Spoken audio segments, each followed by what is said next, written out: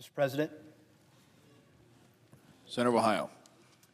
Thank you, Mr. President. As we approach the March for Life, an annual celebration of life held in cities across America, I want to share what choosing life means to me and why many others who share my similar story, what it means to them.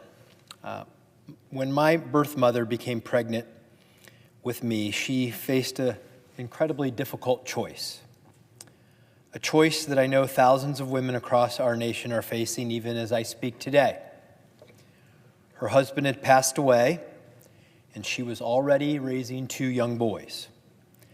After starting a new relationship, she found herself pregnant with me. Money was tight, she had little support, and soon found herself being pressured to have an abortion.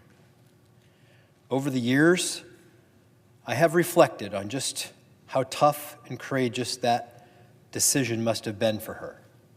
I've always tried to think about what it would have been like to be in her shoes, how difficult that must have been.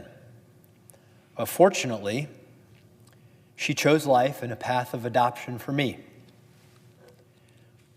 Just an amazing blessing. And after a brief stay in foster care, I received the greatest blessing in my life. I was adopted by my loving parents, Jim and Judy Husted. I spoke with my mom and dad last night.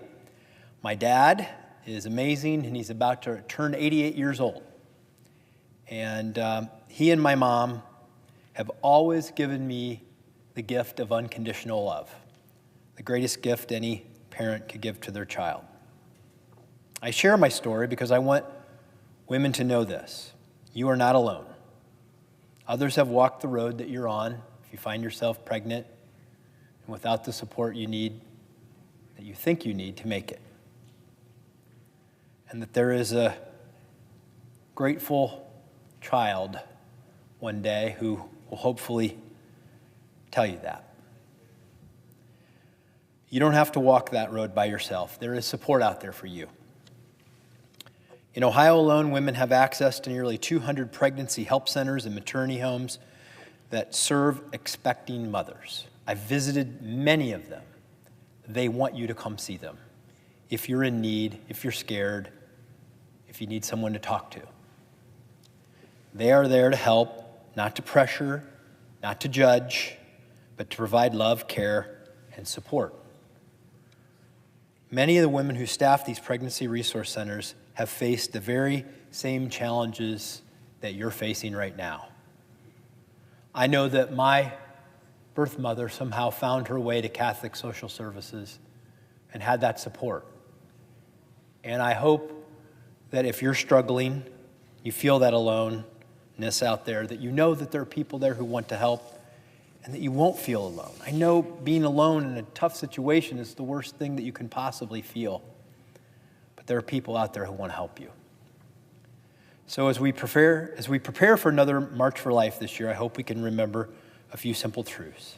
First, the March for Life reminds the country that this cause is ever present, that laws may change, but culture only changes when people are willing to stand up publicly and peacefully for the cause of life. Second, unborn children cannot march. They cannot vote. They cannot advocate for themselves. They rely on you to do that. So thank you for continuing to be a voice for them. And third, the pro-life movement is not just about opposing abortion. It is about supporting mothers, families, and children with real help and real hope.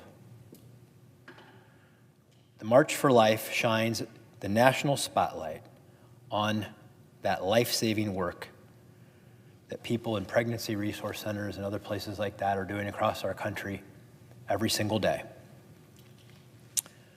So, as I reflect on my own good fortune and the courageous strength of my birth mother and the gratitude I have for my mom and dad who adopted me and gave me a great life, full of love and full of support, as we prepare for the March for Life, I hope that we will remember those sacrifices, remember the challenges, and do all we can to support those expectant mothers and the children of our nation. Thank you, Mr. President, for the opportunity to share my story, and may God bless America.